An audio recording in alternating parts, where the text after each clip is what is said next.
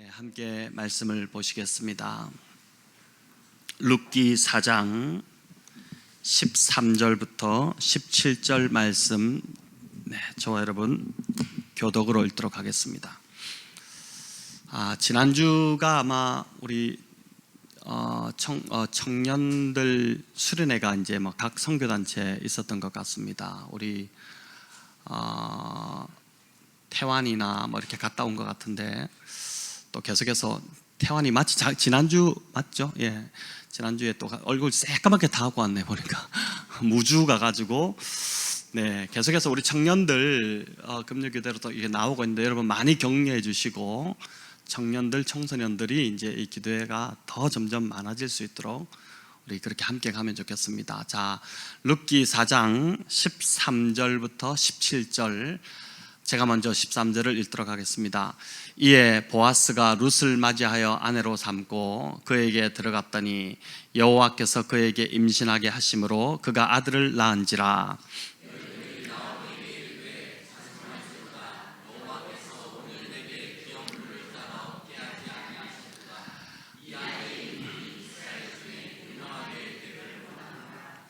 이는 내 생명의 회복자이며 네 노년의 복량자라. 곧 너를 사랑하며 7 아들보다 귀한 네 며느리가 낳은 자로다 하니라.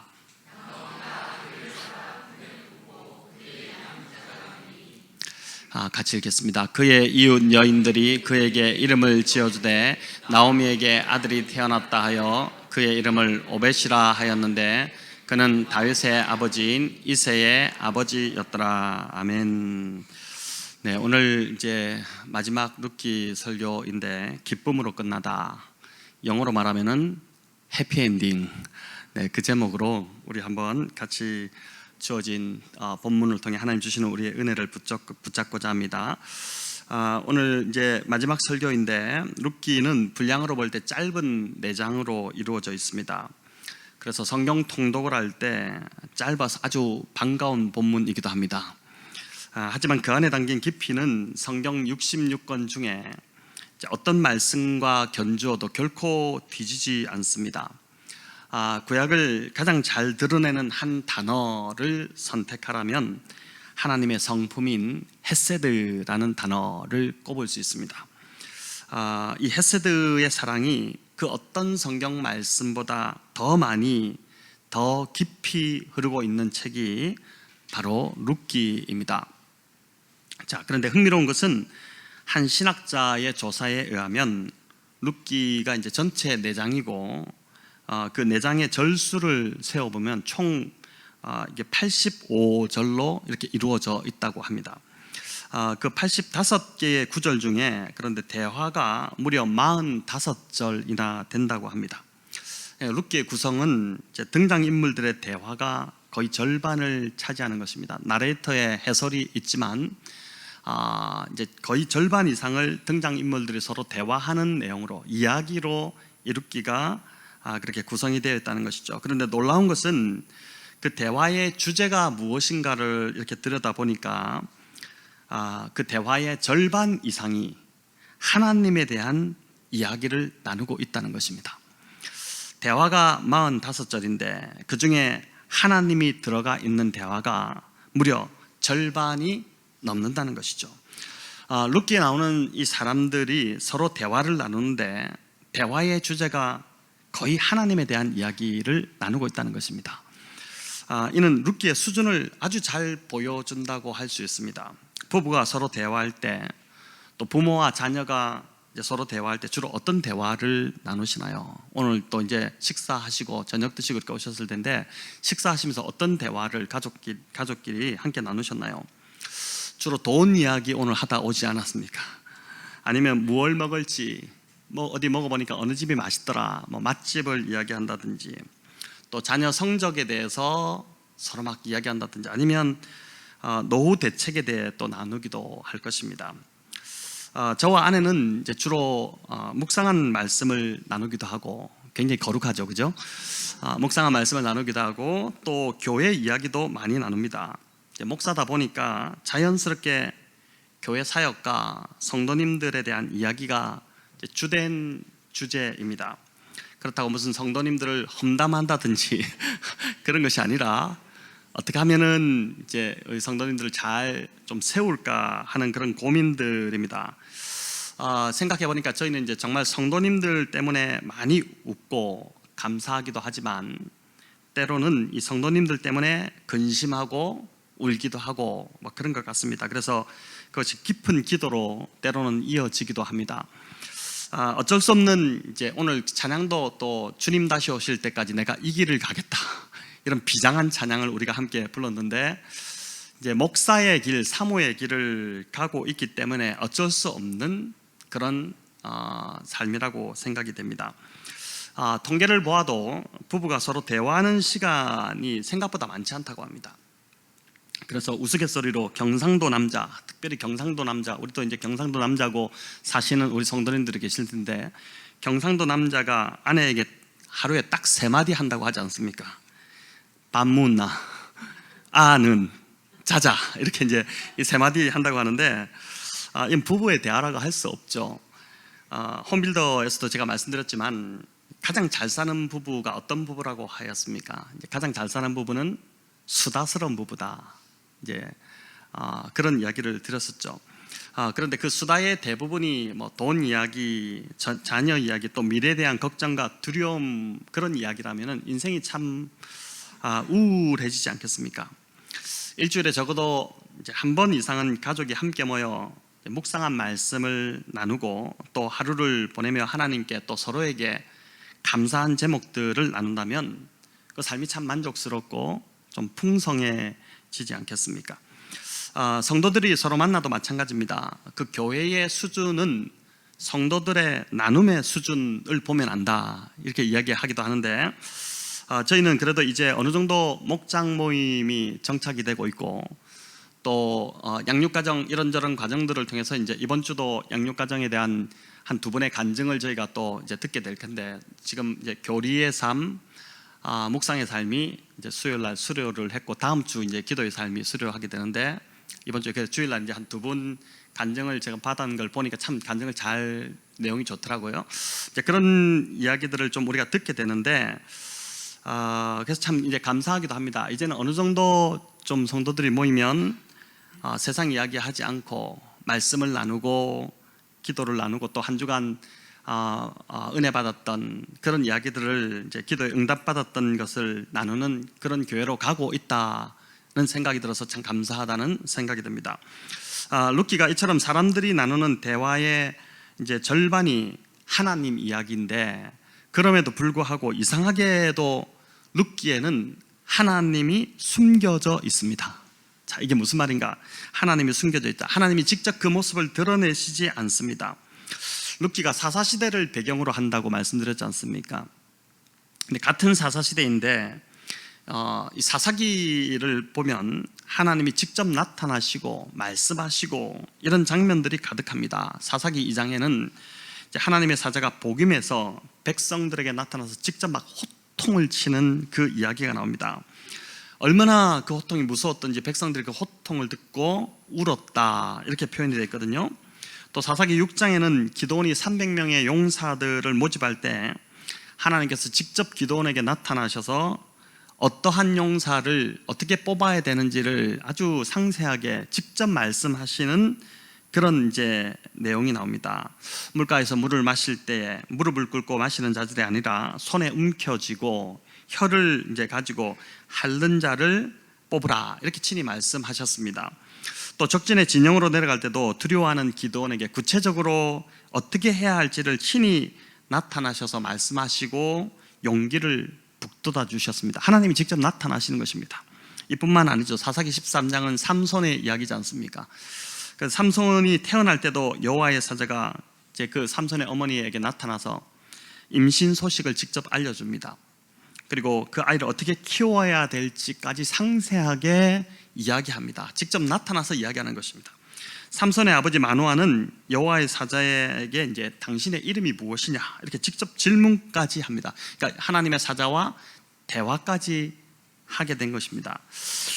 반면 사사시대인 이 똑같은 사사시대인데 룻기에는 하나님이 전혀 나타나시지 않습니다. 여러분 지금까지 룻기를 이제 들으시면서 하나님이 나타났다는 그런 모습이 없지 않습니까?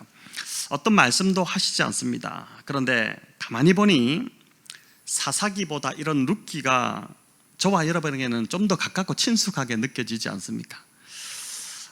왜 그럴까요? 우리의 삶에도 하나님께서 직접 막 나타나시거나 말씀하시는 경우가 거의 드물기 때문에 그렇습니다. 하나님의 임재보다는 이제 부재의 경험이 더 많은 것입니다. 이런 우리에게 룻기는 하나님이 직접 나타나시지는 않지만 그러나 하나님이 분명히 살아계시다는 것을 우리에게 알려주고 있고, 우리의 삶에 관심을 갖고 계시고 우리를 이끌어 가시는 분이라는 것을 보여줍니다. 하나님은 보이지 않는 것 같은데 절대 그렇지 않다는 것입니다. 하나님은 오히려 보이지 않는 것 같고 느껴지지 않지만 가장 가까이에 와 계시다는 것이고, 나보다도 나의 지금의 현재 또 미래에 더 관심을 갖고 계시고 염려하시고 준비하고 계시는 분이라는 그 사실을 나오미의 삶을 통해서 또 룻을 통해서 저와 여러분에게 알려주고 계시다는 것입니다. 그래서 오늘 룻기를 마치면서 보니까 룻기를 통해 보이는 분명한 하나님의 모습이 있습니다. 인생의 그 텅 비어있는 인생을 채움으로 바꾸어주시는 하나님, 또 고통을 찬송으로 바꾸어주시는 하나님입니다. 하나님은 우리의 인생을 결코 텅 빈 채로 끝나기를 원치 않으시고 반드시 기쁨을 회복시켜 주시는 분이라는 것입니다. 시대가 아무리 약해도 우리가 서로에게 자애롭고 룻과 보아스처럼 사랑한다면 하나님께서는 반드시 우리의 삶을 회복시켜 주시고 우리의 인생의 기쁨을 회복시켜 주신다는 것이죠. 그래서 룻기는 룻이 중심인 것 같은데 사실은 나오미가 주인공입니다. 룻기는 남편과 두 자식의 죽음으로 텅 비었던 그 나오미의 삶, 나오미의 텅 비어 돌아온 베들레헴에 돌아온 그 삶으로부터 시작해서 나오미가 다시 아들을 품에 안는 것, 그 아들을 품에 안는 것으로 끝이 납니다. 나오미의 텅 빈 삶을 채우시는 것을 보여주므로 나오미뿐만 아니라 저와 여러분의 삶에도 하나님은 동일하게 관심을 갖고 있으시다는 것이고, 또 나의 이 텅 비어 있는 삶도 반드시 채워주신다는 그 메시지를 우리에게 전해주고자 하는 것입니다. 이 진리가 우리 안에 있게 되면 저와 여러분 참 숨을 쉬게 되고 또 안식할 수 있게 되고 그리고 안심을 하게 되지 않습니까? 내 힘으로는 도저히 나의 인생이 회복될 것 같지 않은데, 내 인생 이대로 지금 끝날 것 같은데 이런 나의 인생을 회복시켜 주실 분이 계시다는 것이고, 그분이 변함이 없으시고 그분이 신실하시고 그분이 반드시 보아스처럼 이 일을 이루시는 분이시다는 것, 그 이제 확신이, 그 사실이 실제로 내가 믿어지고 다가올 때 내 마음에 정말 진정한 평안이 임하게 되는 것이죠. 오늘 이제 읽은 룻기의 이 마지막 본문은 하나님의 헤세드의 사랑으로 회복된 이 나오미의 인생을 보여줍니다. 기쁨이 있고 즐거움이 있고 또 소망이 지금 넘치고 있습니다. 13절은 룻이 임신하여 아들을 낳았다는 소식을 전합니다. 대가 끊어졌던 집안에 대를 이을 생명이 태어난 것입니다. 나오미와 룻은 물론이고 온 베들레헴 성읍이 지금 기쁨으로 막 넘치고 있고 큰 경사가 났습니다. 교회가 좋은 일 있을 때 온 성도가 함께 기뻐하는 것처럼 마치 이제 베들레헴 온 성읍이 지금 태어난 이 아이로 인해서 또 회복된 나오미의 삶으로 인해서 함께 다 기뻐하고 있는 것입니다. 이 얼마나 참 아름다운 공동체의 모습입니까? 14절에서 여인들은 나오미와 아이를 축복합니다. 이 아이의 이름이 이스라엘 중에 유명하게 되기를 원한다, 이러면서 이제 축복을 하는 것입니다. 이는 단지 아기가 태어났다고 인사치레로 하는 그런 축복이 아닙니다. 베들레헴 성읍에 사는 자들이라면 누가 봐도 이 아기는 그저 평범한 아이가 아니라는 것을 다 알고 있습니다. 인생을 역전시키신 그 하나님의 은혜로 인해서 태어난 아이, 하나님의 그 은혜가 없었다면 도저히 이런 아이가 태어날 수 없었다는 것을 모두가 다 인정을 하고 있는 것입니다.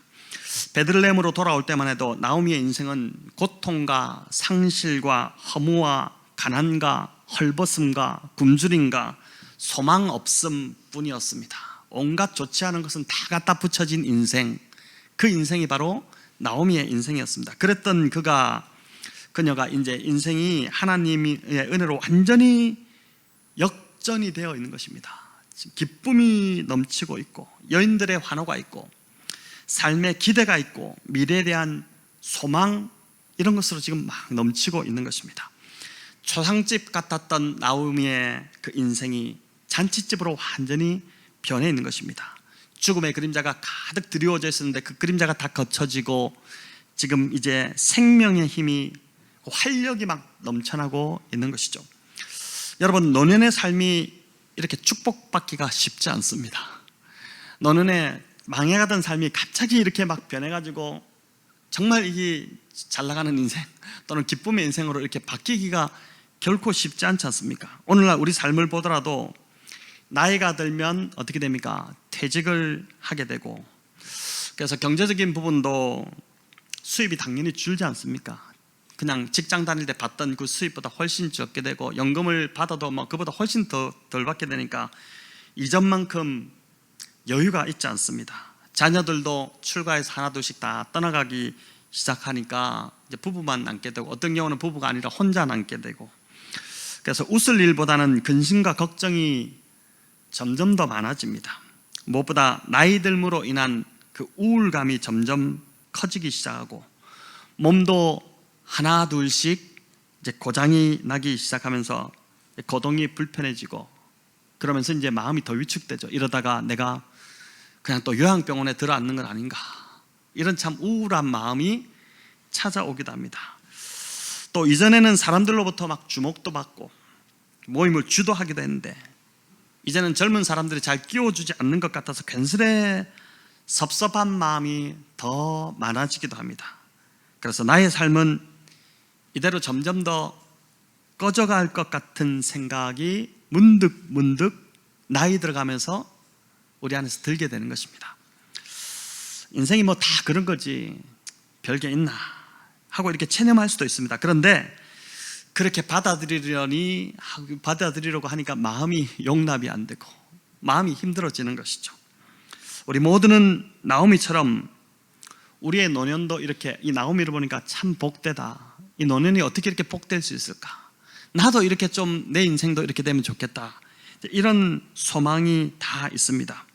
소망 없고 무가치함 속에 꺼져가는 것이 아니라 활력이 있고 기쁨이 있고 소망이 넘치는 이런 삶이 계속 좀 지속되면 좋겠다는 그런 마음이 우리 모두에게 있지 않습니까? 어떻게 하면 우리의 삶도 이 나오미처럼 이런 인생 역전을 경험할 수 있을까요? 제가 설교를 준비하면서 이런 묵상을 하다가 곰곰이 좀 생각을 하다가 갑자기 유대인들이 이 룻기를 어느 때 읽었을까, 어느 절기에서 읽었을까 궁금해지기 시작했습니다. 그래서 한번 찾아보았습니다. 보통 유대인들 뭐 에스더는 불임절에 읽는다든지 뭐 이런 어느 절기에 어떤 책을 이렇게 성경의 어떤 구원을 이렇게 읽는데, 룻기가 언제 읽었을까? 여러분 언제 읽었을 것 같습니까? 룻기가 어느 때 유대인들이 룻기를 읽었을 것 같습니까? 제가 찾아보니까 오순절에 읽은 것으로 그렇게 나옵니다. 여러분 어느 특정한 절기에, 참 유대인들의 좋은 하나의 관습인데, 특정한 절기에 가족이 함께 모여 성경을 읽는다, 어떤 한 권을 같이 읽는다, 굉장히 큰 의미가 있는 것 같습니다. 오순절이 우리로 말하면 이제 명절과 같은 것인데, 이런 명절에 가족이 모여서 윷놀이도 하고, 또 어떤 가족은 고스톱도 치고, 또 어떤 가족은 막 TV를 보기도 하고 뭐 이렇게 하겠지만은, 함께 성경을 읽고 하나님의 은혜를 같이 묵상해 본다면 그 얼마나 좀 특별하겠습니까? 자, 그럼 유대인들이 왜 오순절에 이 룻기를 읽었을까요? 오순절이 보리 추수와 연관이 있지 않습니까? 그래서 룻기에 이삭 죽기가 나오니까 그래서 읽었나 보다, 저는 그렇게 생각했는데 그게 아니었습니다. 오순절은 첫 열매를 바치는 초실절의 마지막에 지키는 절기입니다. 여러분 이 유대 절기가 참 헷갈리는 것 중에 하나인데, 초실절, 즉 첫 열매를 거두는 시기가 되면 이제 보리 이삭을 베어다가 가장 먼저 하나님께 제사를 유대인들은 그렇게 드렸습니다. 이게 이제 공식적인 제사인데, 이 공식적인 제사가 마치면 사람들은 그제서야 자기 밭으로 가서 낫을 가지고 그 이삭의 보리 이삭이 이제 그 낫을 대기 시작하는 거예요. 그렇게 거두어들이기 시작하는 것이죠. 그러니까 먼저 하나님께 바치고, 자 이제 너희들 밭으로 가도 좋다, 그렇게 하면은, 그 허락이 나면은 각자가 자기 밭으로 가서 이제 추수를 하기 시작하는 것입니다. 밀과 보리를 같이 심으면은, 저도 이 농사를 잘 모르지만은 밀과 보리를 같이 심으면은 뭐가 먼저 자랍니까? 밀과 보리가 자라네. 밀과 보리가 자라, 이 노래도 있는데, 밀과 보리가 자라는 게 보리가 훨씬 빨리 자란다 그래요. 보리가 훨씬 빨리 자라서 보리가 먼저 이제 올라오는 것입니다. 그러면은 이제 주로 초실절에 보리를 거두게 되죠. 보리를 잘라서 제일 먼저 제단에 갖다 제사를 드리고, 보리를 자르기 때문에 맥추절, 보리맥자를 써서 이제 보리를 거둬들인다 해서 이제 이 초실절을 또 맥추절이라고 합니다. 오늘도 그렇지만은 모든 밭이 다 한 날에 추수하지 않습니다. 밤마다 어떻습니까? 상황이 다 틀리고, 연근은, 그 곡식이 연근은 시간이 조금씩 차이가 나기 때문에 추수가 다 다르게, 비슷한 시기에 하긴 하지만 다 다르게 한 날에 하지 않지 않습니까? 그래서 초실절이라는 것은 이제 한 날이 아니라 그 첫 보리를 성전에 바치는 날로부터 시작해서 50일간 이루어졌다고 합니다.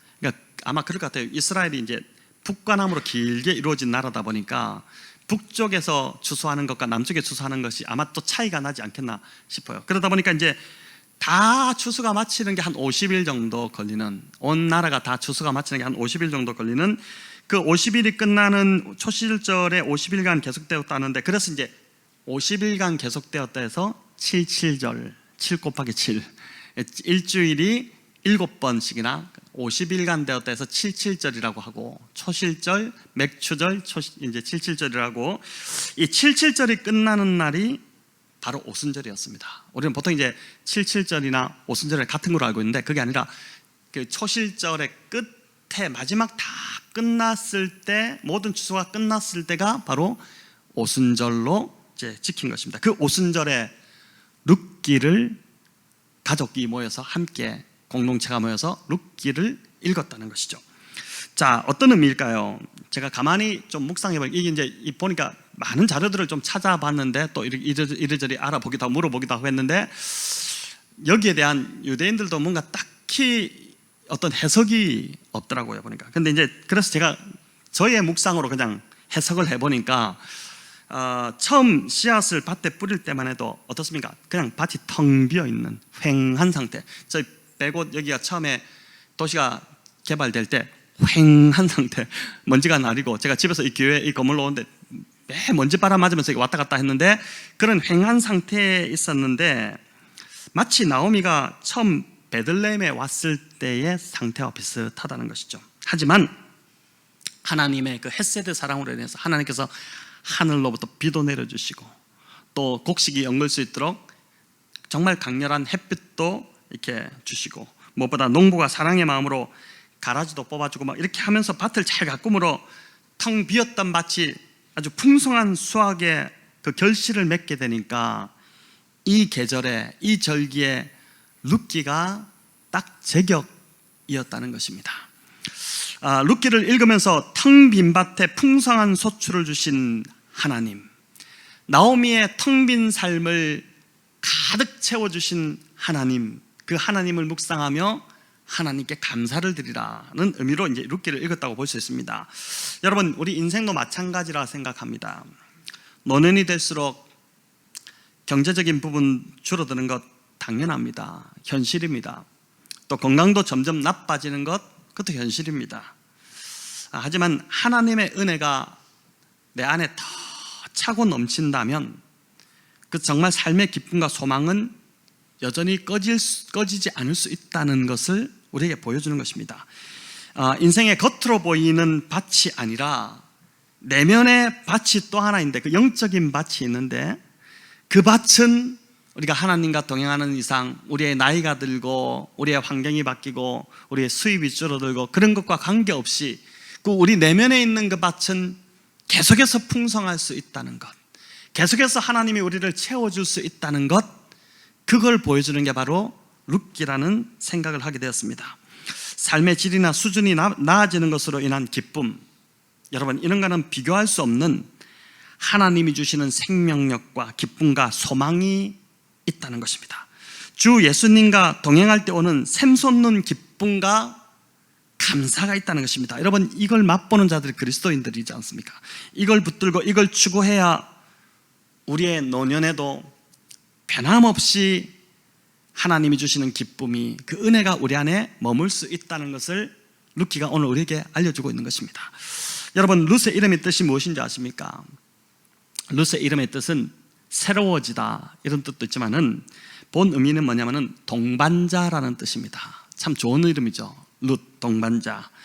나오미의 말년, 그냥 그 불이 그렇게 꺼질 줄 알았는데, 인생의 불이 그냥 그렇게 사라질 줄 알았는데, 나오미의 말년에 그의 삶이 회복될 수 있었던 가장 큰 이유는 바로 룻이라는 이 아름다운 여인 동반자가 사랑으로 함께 했기 때문에 그렇다는 것이죠. 마찬가지로 저와 여러분에게 여러분 동반자가 있습니다. 바로 보혜사 성령님이시고 우리 주님이십니다. 별로 반갑지 않은 동반자입니까? 아무 감흥이 없어 보이시네요. 한 여인을 그냥 준다라면 어휴 나의 동반자 이렇게 할지 모르겠지만 지금 주님이 여러분의 동반자입니다. 그런데 아무 감흥도 없이 그냥 이렇게 앉아 계십니다. 주님이 저와 여러분의 동반자십니다. 예, 가만있어 지금 어딘지 까먹어버렸습니다.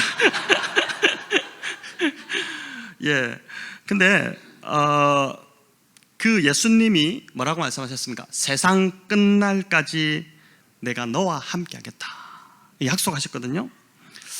어떤 분은 이렇게 말하면 눈에 보이지 않고 잡히지 않는 그런 예수님 무슨 의미가 있느냐 이렇게 이야기합니다. 나에게 좀 잡히는 걸, 나에게 좀 이렇게 뭔가 그 의지할 수 있는 걸 갖다 달라 이렇게 하는데, 여러분 신앙은 바로 이 예수님이 내 옆에 진짜 계심을 매일매일 확인하는 것이고, 그 예수님이 내 인생을 끝까지 책임지시며 나의 삶을 정말 풍성하게 하신다는 것을 경험하는 것, 진짜로 경험하는 것, 그게 신앙이지 않습니까? 주님은 요한복음 10장 10절에서 이렇게 말씀하셨죠. 우리 같이 한번 읽어볼까요? 내가 온 것은 양으로 생명을 얻게 하고 더 풍성히 얻게 하려는 것이라. 아멘. 내가 온 것은 양으로 생명을 얻게 하고 더 풍성히 얻게 하려는 것이라. 나오미에게 룻을 통해 생명의 아이가 태어난 것처럼 저와 여러분 역시 그 동반자이신 우리 주님을 통해 생명을 얻게 되었고, 우리의 삶은 비록 우리 겉은, 우리 육신은 후패해져 가지만은 우리의 영은 날마다 더 새로워지는 것, 더 풍성해지는 것, 그것을 위해서 우리 주님이 오셨다는 것입니다. 여러분 이 말씀이 사실이라면 나오미가 동반자 룻을 통해 그 삶이 풍성해졌듯이 저와 여러분 역시 늘 함께 하시는 우리 주님, 동반자 되시는 주님으로 인해 이 땅의 삶이 끝날 때까지 풍성한 삶을 누리게 된다는 것입니다. 여러분 이것을 믿는 것이 신앙이고, 이 믿음이 있을 때 저와 여러분의 삶은 시들지 않고 계속해서 푸르른 그 풍성한 삶을 누리게 될 것입니다. 정말 바라기는, 저도 정말 이 말씀 앞에서 이렇게 살고 싶습니다. 여러분들도 우리 모두가 정말 노년이 되어서도 이 풍성한 삶을 계속해서 누려나가시기를, 또 이제 최근에 퇴직하신 우리 집사님들도 계시고 한데 관계없이 계속해서 더 풍성한 삶을 누려가시기를 우리 주님의 이름으로 축원합니다. 루키가 보여주는 또 하나의 진리가 있습니다. 여러분 그건 바로 하나님을 섬기고 서로를 섬기는 삶을 통해서 우리의 삶에 기쁨이 넘치게 된다는 것입니다. 하나님을 섬기고 서로를 섬기는 그 섬김을 통해서 우리의 삶에 기쁨이 넘친다는 것입니다. 여러분 15절을 같이 한번 읽어보겠습니다. 이는 내 생명의 회복자이며 일곱 아들보다 귀한 네 며느리가 낳은 자로다 하니라. 아멘. 여러분 이 말은 베들레헴 여인들이 나오미에게 한 축복의 말입니다. 룻이 낳아준 그 아기가 나오미의 생명의 회복자이며 또 나오미의 노년의 복량자라는 말입니다. 이 복량자라는 말은 섬김의 사람이라는 뜻입니다. 섬김의 사람. 이 아기가 자신의 노년을 섬겨줄 자라는 것이죠. 그러니까 16절은 이제 나오미가 아기를 받아 품에 안고 그의 양육자가 되었다 이렇게 합니다. 이 양육자도 섬기는 자입니다. 그러니까 룻이 낳은 이 아기와 나오미의 관계가 지금 어떤 관계입니까? 서로 섬기고 섬김을 받는 관계로 설정이 됩니다. 그런데 재밌는 것은 이 아기의 이름이 17절에 나오는데 바로 오벳입니다. 오벳. 여러분, 이 오벳의 뜻이 뭘까요? 오벳은 아바드라는 단어에서 왔습니다. 어디서 많이 들었던 단어죠. 창세기에 나오는 땅을 경작하게 하다. 그러니까 일하다, 노동하다 이런 뜻이 기본적으로 있고, 이 아바드에는 섬기다, 또 예배하다 이런 뜻이 담겨 있습니다. 그러니까 이제 이 섬기다는 뜻이 오벳인데, 이 오벳이라는 이름이 그래서 이제 섬김의 사람, 섬김 이런 뜻이 있는 것입니다. 저희 교회 로고를 한번 보여주시기 바랍니다. 왜 이렇게 됐죠? 예, 이게 이제 저희 교회 로고인데, 여러분 이제 이게 무슨 의미인지 알고 계셨나요? 지금도 모르시나요? 뭐 그냥 멋지다, 좋아 보이네 이렇게 생각하십니까? 여러분, 이 로고는 두 사람이 서로 이제 숙여서 서로 섬기고 있는 그 모습입니다. 이 동그라미가 이제 머리 부분인 거예요. 두 사람이 서로 숙여서 서로를 섬기고 있는 모습인데, 서울영농교회 로고를 가져온 것인데 색깔을 이제 저희 바꿨죠. 서울영농교는 위에가 파란색, 밑에가 초록색인데 저희는 초록색, 파란색으로 이제 저희 로고에 맞게끔 좀 바꿨는데, 이게 영어에 이제 서울영동 하면은 S지 않습니까? 이게 S를 뜻하기도 합니다. 그래서 어떻게 보면 150이라는 이니셜과는 안 맞기도 합니다. 이게 바꿔야 되나 이렇게 생각도 있지만, 하지만 아무튼 섬김을 통한 세상의 변화라는 서울영동교의 좋은 가치를 저희가 이제 받아들여서 그걸 이제 이미지화한 것이죠. 그런데 이 섬김은 사랑이 없으면 할 수 없는 섬김입니다. 다시 한번 15절을 띄워봐 주시기 바랍니다. 15절 같이 읽어볼까요? 이는 내 생명의 회복자이며 내 노년의 복량자라. 곧 너를 사랑하며 7 아들보다 귀한 네 며느리가 낳은 자로다 하니라. 자, 너를 사랑하며 이렇게 나오죠. 우리말에 이제 여기 보니까 7 아들보다 귀하다 그러는데, 우리말에 잘 키운 딸 하나 10아들 안 부럽다 이런 말이 있습니다. 우리가 흔히 듣는 말이 있습니다. 딸만 가진 가정은 금메달이고, 아들, 딸 있으면 은메달이고, 아들만 있으면 동메달이 아니라 목메달이다 뭐 이렇게 이야기하기도 하는데, 그렇다고 아들만 있는 가정들 이제 낙심하지 마시기 바랍니다. 소망을 가지십시오. 우리 중에 가서 누가 아들만 있습니까? 루키가 그걸 보여주기 때문에 그렇습니다. 여러분, 아들만 있다고 실망할 것이 아니라 이 룻처럼 7 아들보다 귀한 며느리가 들어올 수 있습니다. 룻과 같은 며느리가 들어온다면 잘 키운 딸 하나도 부럽지 않은 상황이 될 수 있다는 것입니다.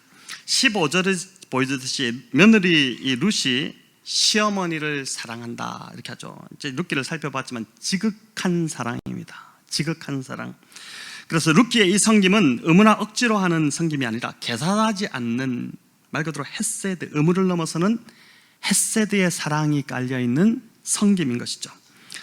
그러나 이 사랑은 요란하거나 거창하지 않습니다. 대단한 어떤 것을 이루려고 하는 것도 아닙니다. 그저 소소한 일상에서 서로를 배려하고 친절히 대하고 내가 먼저 섬기고 희생하고 상대를 먼저 생각하며 살아가는 그 일상의 삶을 말합니다. 삶.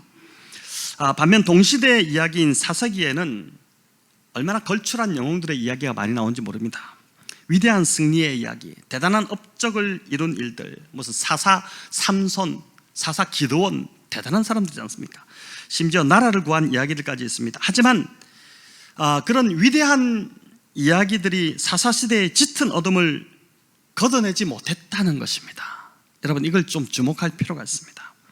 나라를 뒤흔드는 위대한 대단한 역사에 남을 만한 업적이었지만 그걸 조롱이라도 하듯 사회는 점점 더 타락해갔고 이 사사시대의 어둠은 더 깊어만 갔습니다. 여러분, 왜 그럴까요? 한 사람의 변화는 이런 위대한 업적이나 승리에 있지 않고 헤세드의 사랑으로 섬기는 데 있기 때문입니다. 그러니까 사랑 주고 사랑받고, 사랑하고 사랑받고 사랑하는 그 관계 속에서 한 사람의 변화가 일어나고 있다는 것이죠. 사사기에 비해 룻기는 작은 촌동네에서 일어난 그 소시민들의 이야기입니다. 그냥 보잘것없는 삶입니다. 이삭 줍고 어머니 말씀에 순종하고 친족의 기업, 어려운 처지에 있는 그 기업을 물어주고 아기가 태어난 것을 우르르 몰려와서 함께 축복해주고 기뻐해주고, 여러분 이게 무슨 나라를 구하는 대단한 일이겠습니까? 그럼에도 이들의 대화와 삶 속에서 사사기에서는 볼 수 없는 따뜻함이 있고 존중받는 느낌이 있고 사랑이 흘러가고 있습니다. 그리고 결국 이들이 사사기의 짙은 어둠을 걷어내게 됩니다. 여러분 어떤 삶을 더 원하십니까? 어떤 삶을 살고 싶으십니까? 17절은 오벳이 장차 어떤 인물이 되는지를 알려주는데, 오벳은 놀랍게도 성군 다윗, 이스라엘의 가장 유명한 왕, 그 다윗 왕의 할아버지가 됩니다. 친할아버지죠. 오벳이 이스라엘 왕을 배출하는 유명한 명문 가문을 이루었다는 것입니다. 여러분 오벳이 이런 생각이나 꿈을 꾸었을까요? 아예 그런 생각조차 못했을 것입니다. 나는 앞으로 왕을 배출하는 가문을 만들겠다, 또는 나는 세상에 알아주는 그 명문가를 만들어내겠다, 이런 생각은 정말 꿈도 꾸지 않았을 것입니다. 오벳은 그저 어머니 룻과 할머니 나오미를 극진히 섬기기에 바빴습니다. 그냥 소시민으로 하루하루를 먹을 것을 챙기고 그 정말 가족들을 챙기기에 바빴던, 그렇게 살아갔던 사람입니다. 왕의 가문을 무슨 만들기 위해서 조기 유학을 시키고 학원은 대치동으로 보내고 어떤 일타 강사에게 내 자녀를 맡기겠다, 이런 생각은 당연히 꿈도 꾸지 않았겠죠. 하지만 분명한 것은 그가 어머니 룻의 영향으로 헷세대의 사랑을 실천하는 삶을 살아갔을 거라는 것입니다.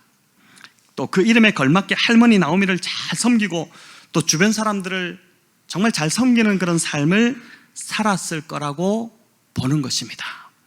사사시대가 짙은 먹구름으로 덮여있던 시대인데 그 시대의 어둠을 걷어낸 중추 역할을 한 자가 바로 다윗 왕이었습니다.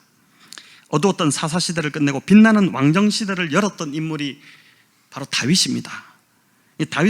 그렇기 때문에 다윗이 어떤 지체 높은 고관의 자손인 줄 알았는데 그것이 아니라 바로 이렇게 평범하지만 헷세대의 사랑으로 서로를 섬기는 삶을 살았다. 마치 지금 우리 성도님들처럼 서로 아껴주고 위해주고 좋은 것 있으면 나누어주고 서로 알려주고 이끌어주고 하는 그런 삶을 살았던 보아스와 룻, 그리고 오벳의 혈통을 통해서 이러한 자녀들이 나오게 되었다는 것입니다.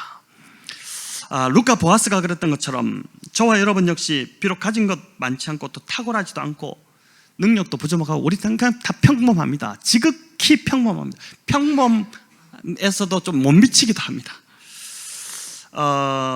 그렇더라도 내가 속한 이 교회 공동체와 또 직장에서 꾸준히 우리 주변에 있는 사람들을, 이웃을 사랑하며 섬기는 삶을 살아간다면 하나님께서 우리의 삶을 책임지실 뿐만 아니라 우리의 자녀들도 그들까지도 반드시 책임져 주실 것이라고 이제 이 룻기가 결말적으로 우리에게 그 메시지를 전해주고 있는 것입니다.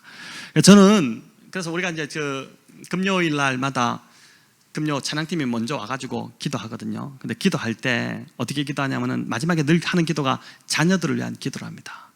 여러분 이 자녀들, 제가 저희 큰아이를 보더라도 친구하고 진짜 중학생이 돼서 친구하고 막 놀러 가고 싶고 그렇거든요. 근데 금요일만 되면은 엄연히 그냥 오는 줄 알고 옵니다. 놀다가도 전화가 지난번에 한번 왔어요. 안 된다. 네, 그럴 줄 알았어요. 이러고 이제 오는 겁니다.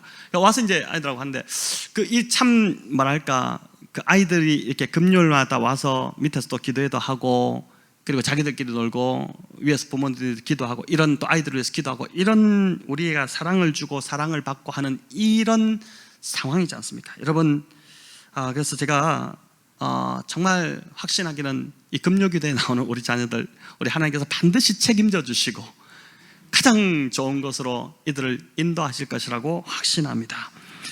놀랍게도 오벳이 태어난 때로부터 약 1300년 정도가 흐른 후에 같은 장소인 베들레헴에서 또 다른 한 아기가 태어납니다. 바로 만왕의 왕으로 오신 우리 예수님이십니다. 오벳이 태어나고 한 1300년 정도가 흐른 뒤에 예수 그리스도께서 태어나십니다. 오벳의 이름이 섬김이라는 뜻이잖아요. 섬기는 자잖아요. 그 섬김이란 이름을 가진 그 조상의 후손으로 이제 예수님이 오셨는데, 예수님은 사람을 섬기되 십자가에서 죽기까지 섬기신, 진짜 섬김의 본이 되신 분께서 이 땅에 오신 것입니다. 그리고 그 섬김의 결과로 우리 주님이 하늘의 영광을 얻으셨습니다. 헷세대의 사랑은 의무를 넘어서는 사랑이고 계산하지 않는 사랑이기 때문에 세상은 그렇게 살면 망한다고 합니다. 어리숙한 사람 취급당합니다. 우리 주님도 그러셨습니다. 우리 주님도 얼마나 바보 취급 많이 당하셨습니까? 얼마나 많이 참 당하셨습니까? 여러분, 정말 그 주님을 음해하던 자들, 주님을 미워하던 자들, 주님을 이상한 사람 만들던 자들 다 그냥 참고 그냥 참으시면서 가셨거든요. 하지만 그 사랑을 선택하심으로 죄의 억압 속에 있던 인류를 구원하시고 우리 주님이 영광을 받으셨습니다. 16절은 나오미가 아기를 받아 품에 안았다고 합니다. 그 아기를 품고 그래서 섬겼더니 후에 그 아기가 나오미를 복량하며 섬겨주었다 이렇게 합니다. 그래서 이제 설교를 맺으면서 저는 여러분에게 좀 도전하고자 합니다. 이 땅에 왕으로 오신 아기 예수님, 그 왕을 여러분 나오미가 오벳 그 아기를 품고 섬겼던 것처럼 여러분 그 왕을, 이 땅에 정말 아기로 오신 예수님, 그 왕을 여러분 마음에 품고 진정으로 우리가 섬긴다면 나중에 그 왕이 저와 여러분을 반드시 섬겨주실 것입니다. 왕이신 예수님을 섬긴다는 것은 마태복음에서 주님이 비유로 말씀하신 것처럼 작은 소자를 섬기는 것이 될 수 있습니다. 소외된 자, 연약한 자, 우리 주변에 도움이 필요한 자들을 섬기는 것, 그게 곧 주님을 섬기는 것입니다. 또 주의 몸된 교회인 성도들을 섬기는 일이 곧 주님을 섬기는 것이 됩니다. 성도 여러분, 그래서 이렇게 말씀드리면 이상하게 들리실지 모르겠지만 왕이신 하나님께 노후 보험을 들어놓으시기 바랍니다. 내 노후를 위해 내가 대비하고 노력하는 것도 중요하겠지만 여러분 왕이신 주님을 진심으로 최선을 다해 한번 섬겨보시기면 그 왕께서 저와 여러분의 남은 삶을 반드시 책임져 주실 것입니다. 물질적인 것뿐만 아니라 마음의 염려와 근심이 없게 하실 것이고, 여러분 이게 중요하지 않겠습니까? 나이 들어갈수록 점점 근심이 쌓인다면, 근심할 일만 늘어난다면 얼마나 우리가 인생이 힘들어지겠습니까? 그러나 말로도 할 수 없는 그런 또 평안을 주시지 않겠습니까? 우리의 후손들이 시대의 어둠을 걷어내는 그 훌륭한 삶을 살도록 우리 하나님이 그렇게 이끄시지 않겠습니까? 내일을 염려하여 오늘 주의 일을 하지 못하는 어리석음을 더 이상 범치 마시기를 바랍니다. 저 안에도 사실 별 대책이 없습니다. 저희 삶을 보면 답이 안 보입니다, 사실. 그러나 분명 확신하는 한 가지는 이 룻기의 마지막 메시지처럼 주님을 그냥 순전히 사랑하고 주님을 끝까지 섬길 때에 하나님께서 저와 아내의 삶을 책임져 주실 거라는 그 믿음입니다. 지금까지도 그렇게 왔고 앞으로도 그렇게 이끌어 주실 것을 믿는 것입니다. 성도 여러분, 이 확실한 보증을 오늘 여러분의 것으로, 나의 것으로 꼭 만들고 붙드시기를 바랍니다. 오늘까지 이제 11번에 걸쳐서 룻기를 우리가 들었습니다. 벌써 기억이 잘 안 나시겠지만, 그러나 이제 삶이 힘들 때마다, 여러분 삶이 참 많이 좀 답답할 때마다 룻기를 펴서 한번 읽어보시기 바랍니다. 4장이기 때문에 한 15분이면 다 읽습니다. 룻기를 펴서 한번 읽어보십시오. 그러면 들었던 말씀들이 하나씩 구절구절해서 여러분 생각나기 시작할 겁니다. 유대인들이 오순절에 읽었던 것처럼 세상 염려와 내일의 걱정으로 불안하고 두려움이 찾아올 때마다 룻기를 펴서 찬찬히 읽는다면 내가 지금 무엇을 놓치고 있는지, 또 내가 지금 무엇에 집중해야 하는지가 새롭게 보이기 시작할 것입니다. 저는 그렇게 믿습니다. 또 텅 빈 삶을 채우시고 고통을 찬송으로 바꿔주시는 하나님을 여러분 이 룻기에서 만나게 될 것입니다. 그 하나님 만나서 그 하나님 붙드심으로 계속해서 이 보아스처럼 오벳처럼 헷세대의 사랑으로 하나님과 교회와 세상을 섬기는 자로 살아가시기를 우리 주님의 이름으로 간절히 축원합니다.